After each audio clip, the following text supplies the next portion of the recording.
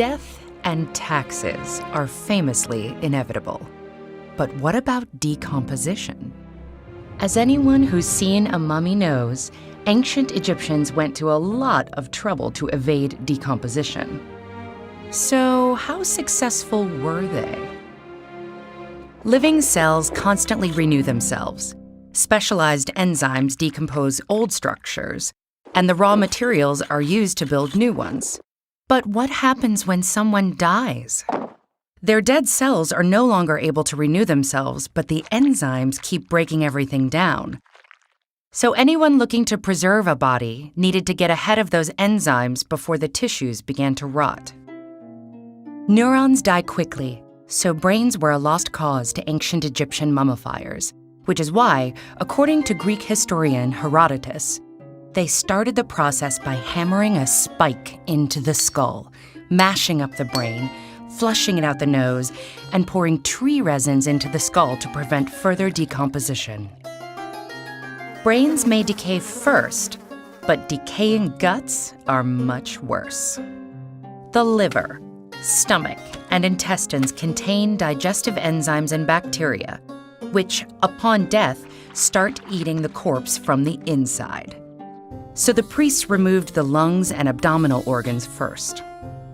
It was difficult to remove the lungs without damaging the heart, but because the heart was believed to be the seat of the soul, they treated it with special care.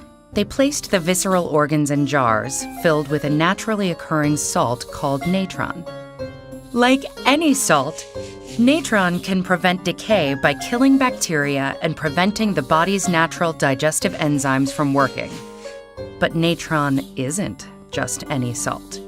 It's mainly a mixture of two alkaline salts, soda ash and baking soda.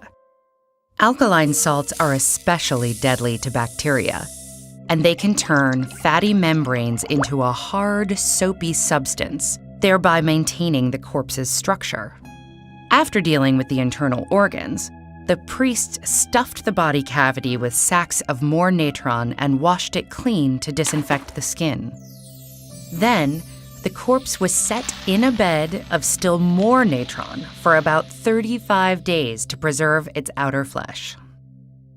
By the time of its removal, the alkaline salts had sucked the fluid from the body and formed hard brown clumps. The corpse wasn't putrid, but it didn't exactly smell good either. So priests poured tree resin over the body to seal it, massaged it with a waxy mixture that included cedar oil, and then wrapped it in linen. Finally, they placed the mummy in a series of nested coffins, and sometimes even a stone sarcophagus. So how successful were the ancient Egyptians at evading decay? On one hand, mummies are definitely not intact human bodies. Their brains have been mashed up and flushed out, their organs have been removed and salted like salami, and about half of their remaining body mass has been drained away. Still, what remains is amazingly well preserved. Even after thousands of years, scientists can perform autopsies on mummies to determine their causes of death, and possibly even isolate DNA samples. This has given us new information. For example, it seems that air pollution was a serious problem in ancient Egypt, probably because of indoor fires used to bake bread. Cardiovascular disease was also common, as was tuberculosis. So ancient Egyptians were somewhat successful in evading decay. Still, like death, taxes are inevitable. When some mummies were transported, they were taxed as salted fish.